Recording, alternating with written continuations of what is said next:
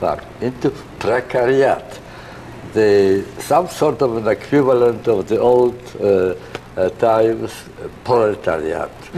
People who are uncertain, unsure about their position.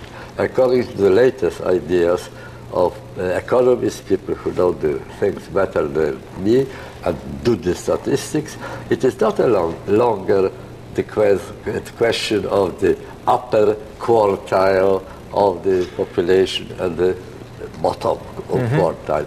It is the conflict between 1% at the top and 99% all the rest of society. I don't know whether you notice that the added value in United States of America after the credit crisis, there was some recovery and there was added value to the wealth of America after the crisis. But 94% of this added value was taken by 1% of the population. All the rest had to share in 7%. But having said that, even with these impressive figures that you're mentioning, there are still economists, and not only economists, but journalists, analysts, saying that the market can regulate even inequality. That if we leave the market to itself, work freely, we're going to be better off at some point. What would you argue back? Market is explicitly, brutally incapable of repairing harm which it is doing. It creates problems, but it can't resolve them. It can't resolve them, and for that a different kind of thing is needed. Market is pure power, pure power released from all constraints. Power means ability to have things done, and market is very good in that, in creating new demand for new products, in distributing funds going from Brazil, say, to Africa, because there's a cheaper labor force there.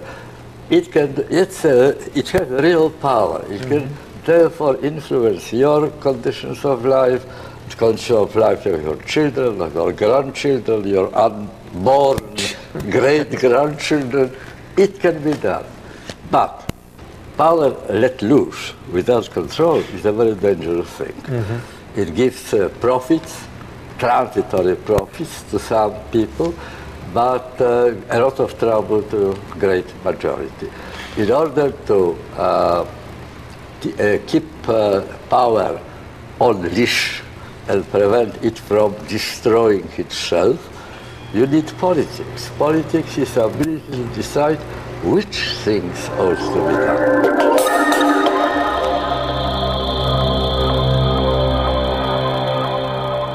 Talking about conflict, crisis, and the reaction to this crisis, we are living right now the crisis of the refugees. It started as the crisis of the illegal immigrants, as they called in the beginning, but we soon realized it is a refugee crisis. How are you seeing the reaction of the world powers to this crisis? Well, it is not one-off event. It is not a novelty, in fact.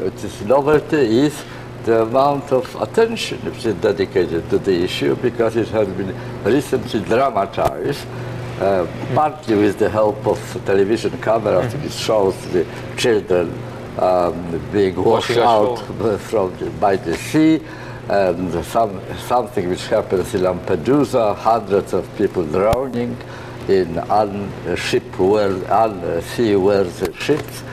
But massive migration accompanies modern era from the very start.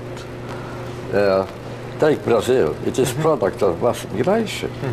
The US. People from Italy, from Spain, from Portugal came here and to create their own life.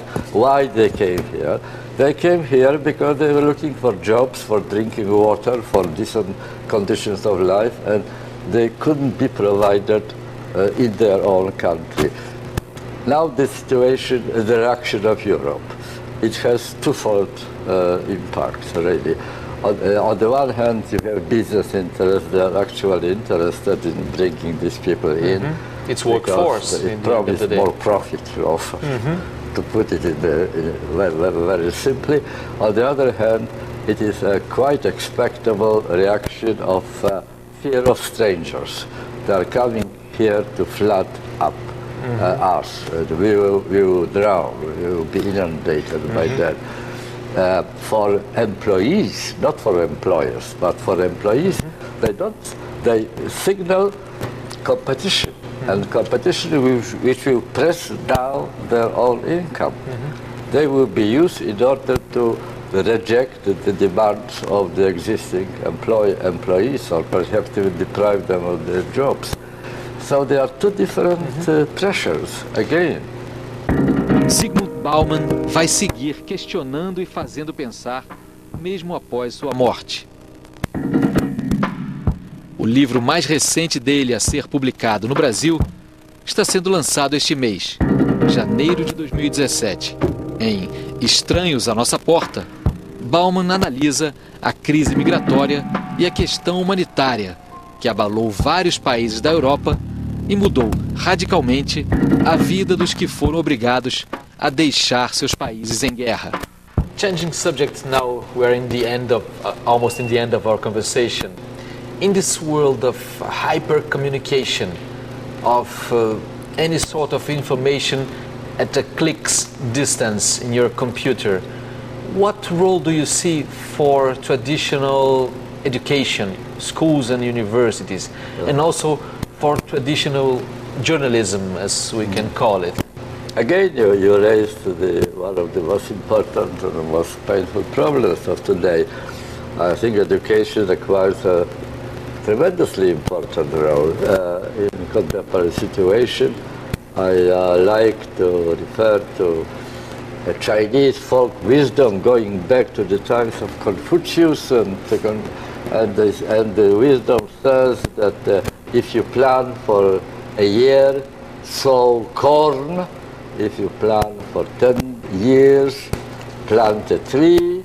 If you plan for 100 years, educate people. And that's exactly what we are losing, from our knowledge, from our awareness. The education today, our system of education, is one of the collateral victims of what I mentioned before, the short-termist culture. Short-termist culture.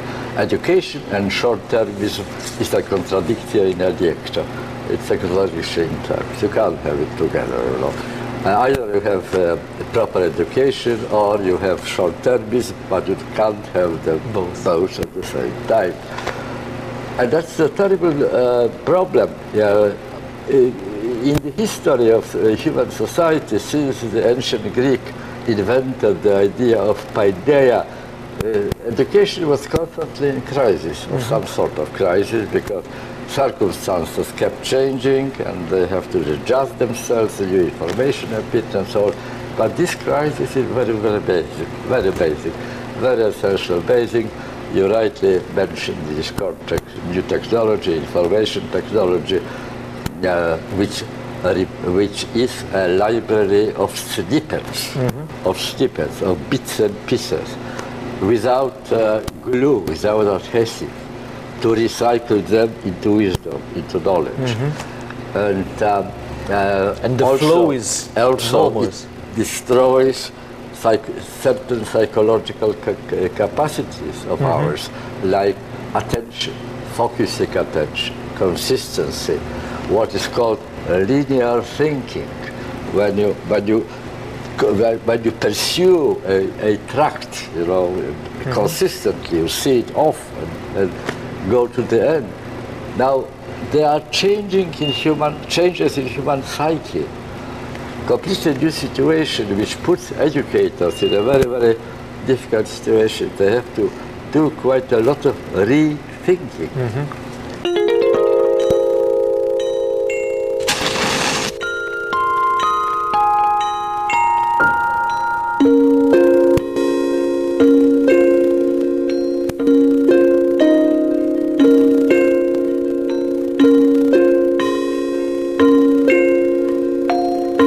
trying not to end this conversation in a sad note. Yeah. What gives you hope when you look around? Initiatives, projects, things that you've seen being done that give you hope about the future of mankind? Well, you see, the older I am, the wider is my perspective on which I base my evaluation of the situation. I know that first I concentrated on some excesses of modernity, then I passed over to analyze the logic or the illogicality of the liquid modernity. They were historically confined studies. But if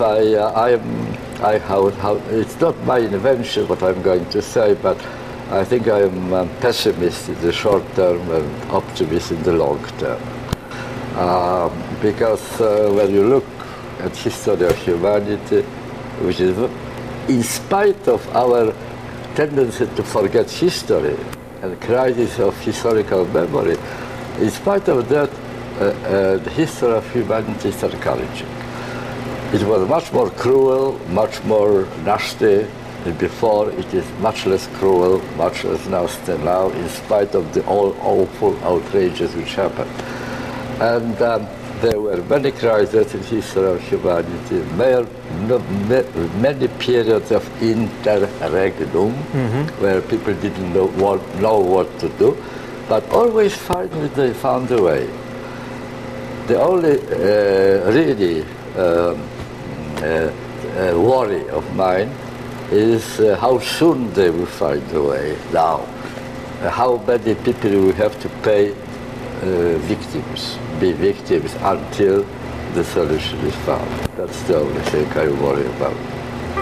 Thank you very much, Professor Baumann. Thank you very, very much.